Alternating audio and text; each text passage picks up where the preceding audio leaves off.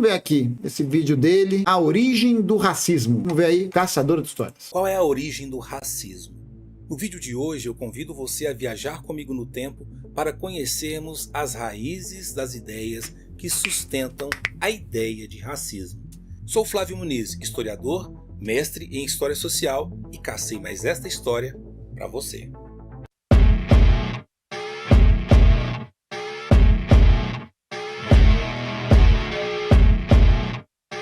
O racismo hoje é uma das palavras mais politicamente carregadas de nosso vocabulário e também uma das mais controversas.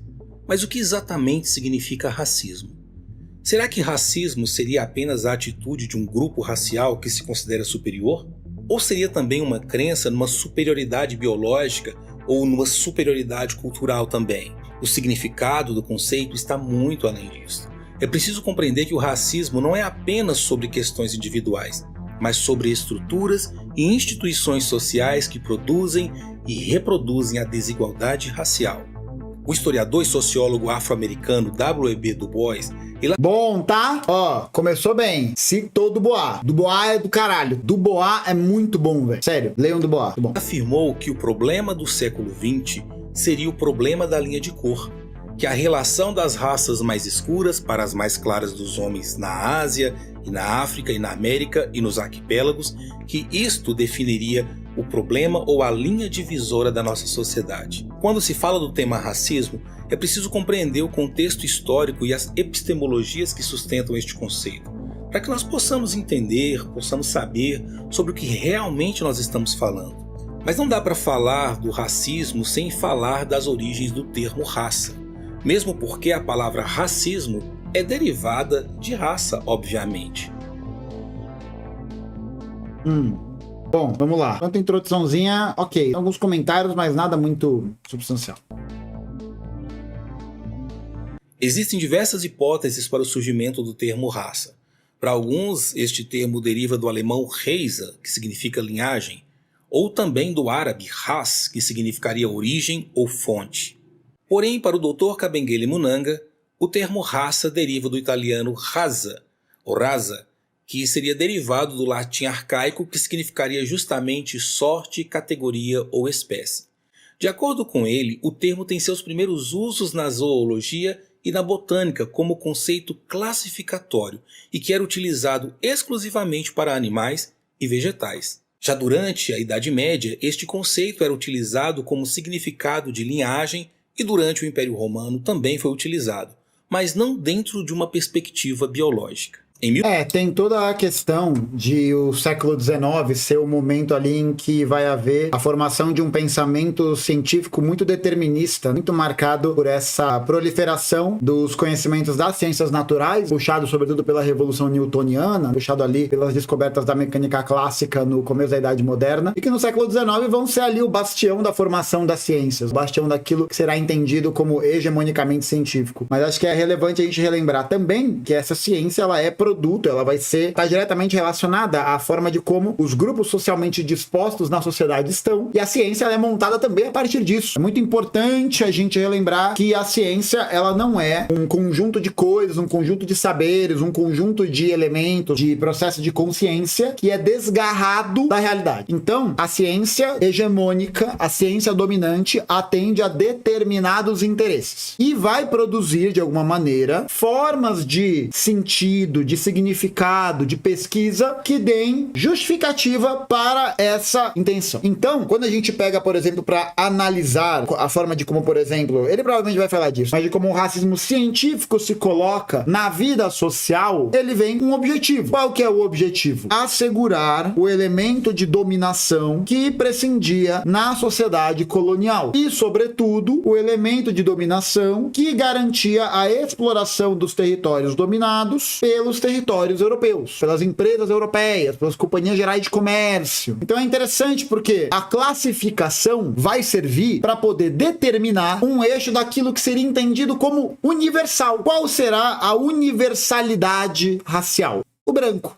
O branco não tem raça. O marcador de identificação dele não será esse. Esse é o marcador de identificação do negro, do indígena, do asiático. Na lógica colonial, esse marcador de diferença é o que vai criar a imagem, que vai criar a noção de que o sujeito colonizado é separado da sociedade, desenvolvido de maneira diferente. Aquele que não faz parte dessa espécie, dessa raça. Ele faz parte de outra. É a ideia do que o próprio Fanon vai colocar. O sujeito colonizado é um outro sujeito. Ele não é o sujeito colonizado, ele vai tentar sempre projetar essa imagem de que ele não é, no caso do Fanon, por exemplo, um martinicano. Ele não é um antilhano. Ele não é um africano. Ele é um francês. Ele é um colonizado que vai se submeter à cultura colonial. Porque aí, dessa maneira, a cultura colonial vai vê-lo não como um colonizado, mas como um de nós. Um da nossa espécie. Um da nossa raça. E aí é interessante porque essa racialização, ela opera de formas diferentes em determinados territórios. Aqui no Brasil, por exemplo, eu, Gustavo, sou um homem branco. Quando eu fui pra Geórgia e pra Armênia, eu não era mais um homem branco. Eu era turco. Eu era árabe. Entendeu? As pessoas me perguntavam isso. Por quê? Porque eu não era o normal. Não era aquilo que fazia jus à ideia da normalidade. Qual que é a normalidade? A branquitude. Mas qual branquitude? A branquitude que opera na Geórgia é diferente desse esquema de branquitude que opera aqui no Brasil. Tem suas particularidades, tem seus apontamentos particulares. Mas é um sistema que vai ajudar a criar essa noção. Uma noção que vai institucionalizar, que vai normalizar o branco e que vai colocar como separado, como negação desse universal, o negro, o indígena, o africano, enfim. Em 1684, François Bernier, um antropólogo, médico francês, ele publicou a obra Nova Divisão da Terra pelas diferentes espécies ou raças que a habitam. E esta foi a primeira publicação sobre a classificação de seres humanos em raças, em 1684. Guarde esta data. Em 1790, o naturalista sueco Carl von Linneu, que ficou conhecido no Brasil e em português como Linneu, ele classificou Carl von Linneu, e no Brasil ficou conhecido como Linneu. As plantas e vegetais em 24 raças, um conceito que já era muito ultrapassado. Linneu apresenta a teoria de que seres humanos eram divididos em 4 variedades e não raças. E essas variedades seriam o Homo sapiens americanos, que seria vermelho, com mau temperamento e subjugável. Daí vem a história de pele vermelhas para se referir aos nativos norte-americanos. E aí você vê que interessante, mau temperamento, aquele que não responde direito. Por quê? Porque o eixo, a régua, é a colonização. Lembrando, gente, essa é a atribuição que vai ser utilizada. Por quê? Porque, percebeu? Esse é o padrão. Qual que é o universal? O universal é o bom temperamento. O que é o bom temperamento? Um bom colonizado. O europeu, que seria o branco, sério e forte. O asiático, que seria o Homo sapiens asiáticos, que seria amarelo, melancólico, ganancioso. E o africano, que seria o Homo sapiens afer, preto, impassível e preguiçoso. Preste bastante atenção nessas características classificatórias. É muito importante refletirmos sobre esta questão. E o que você acha dessa história? Não esqueça de deixar nos comentários também. Já mandou o Call to Action! E você? Não se esqueça de comentar aqui embaixo, se você quiser, se você está gostando do vídeo, dessa análise. Também é muito importante para que nós possamos saber.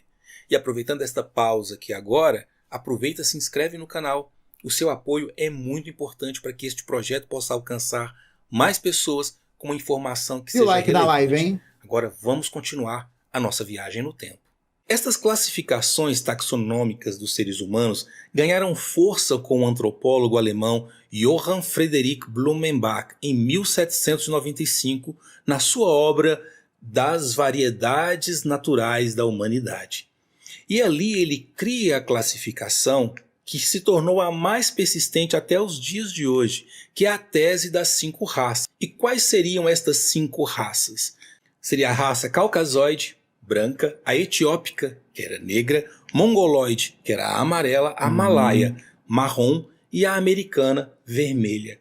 E mais uma vez daí... Mas olha só, olha aqui, ó, a branquitude é o centro, o universal. E a ideia de identificar os nativos indígenas americanos como pele vermelhas ou associar os povos asiáticos como amarelos. Mas foi no século XIX que este conceito de raça começou a ser utilizado a partir de características morfológicas e fenotípicas como cor e textura de cabelo, pigmentação da pele e também tipo facial. Também formato do nariz, formato do crânio, com a craniometria inclusive. E foi em 1850 que o anatomista inglês Robert Knox, guardem bem este nome, na obra dele As Raças dos Homens, ele cria as teorias de tipologia racial, ou seja, o racismo científico foi criado como teoria em 1850 por Robert Knox.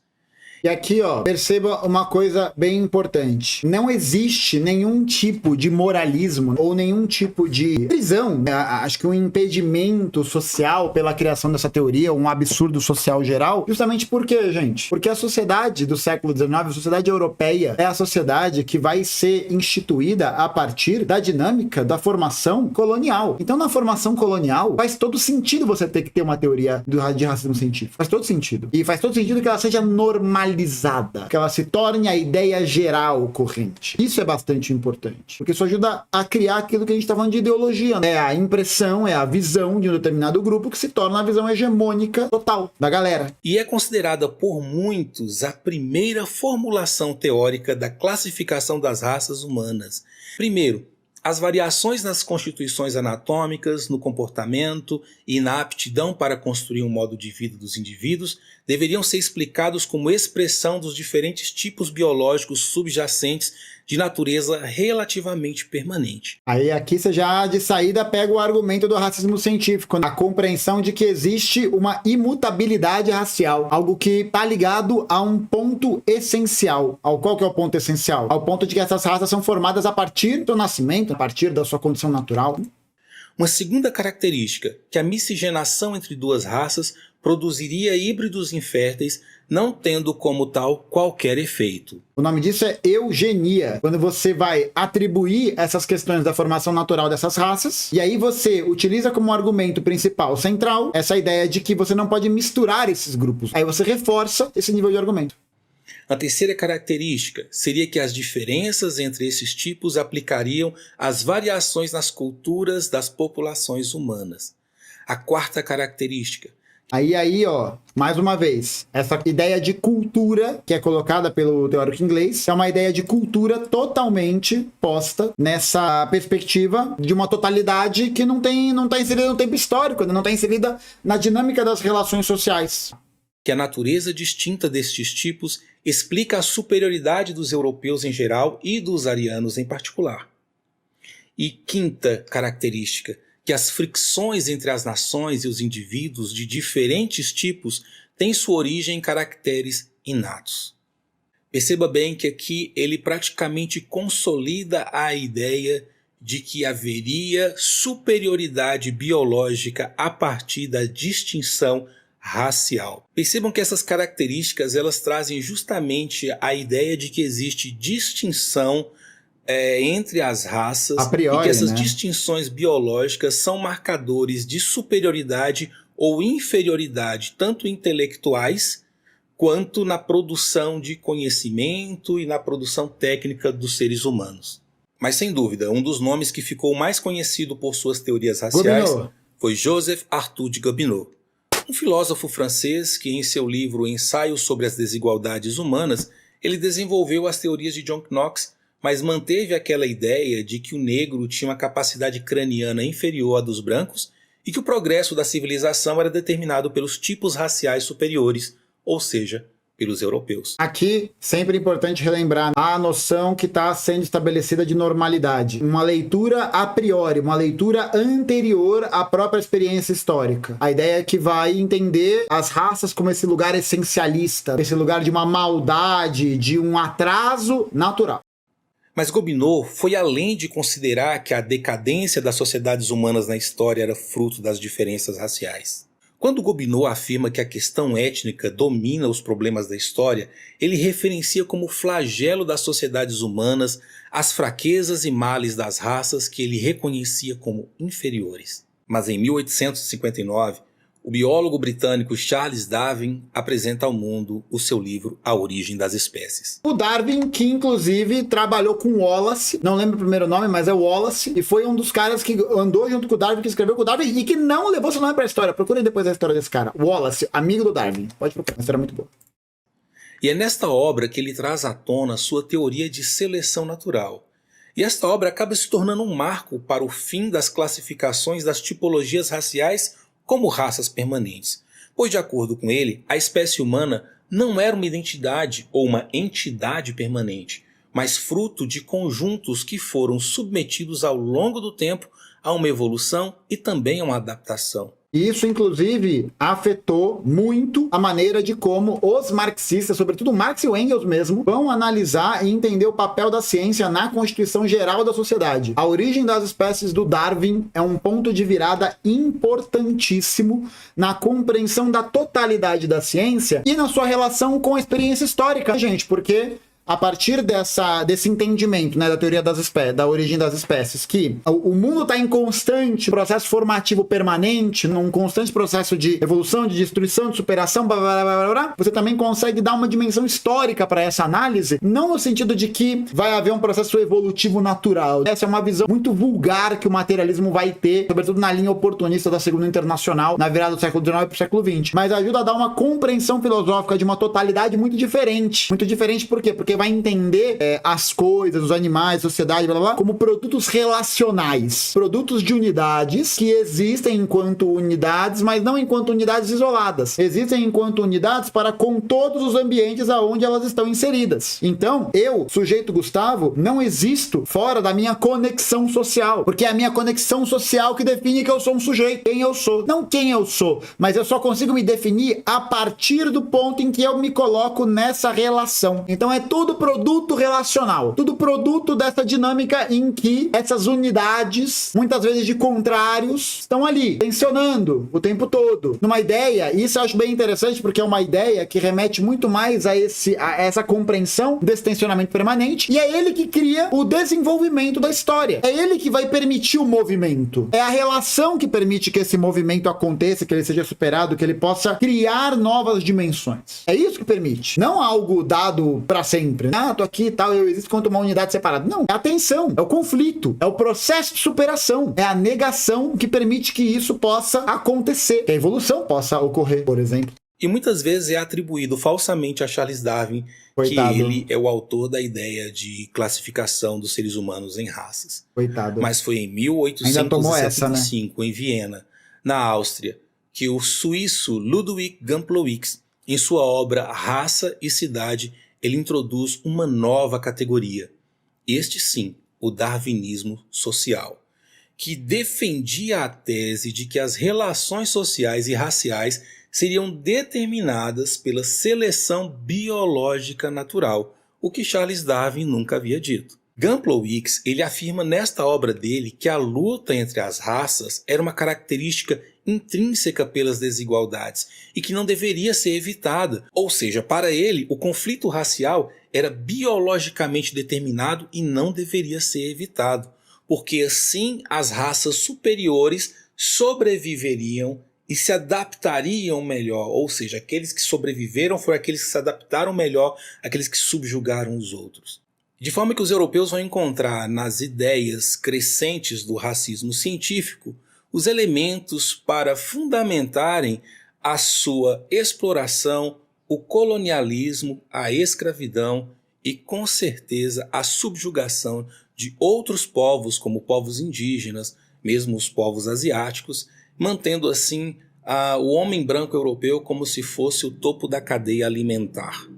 Esta ideia de superioridade do homem europeu não sustenta apenas a ideia de racismo, mas também sustenta a ideia de eurocentrismo, que é justamente ver o mundo a partir da interpretação dos europeus, que foram aqueles que produziram muito conhecimento escrito para a cultura ocidental dos séculos XVIII, XIX e XX. Mas aqui, ó, importante a gente nunca desatrelar isso a um processo de dominação econômica, de dominação política. É sempre bem importante a gente relembrar que isso não é de graça, não é uma compreensão de superioridade que vem do mais absoluto nada. Ela tem uma razão política de circulação. Qual que é essa razão política? Justamente a manutenção de uma estrutura de dominação.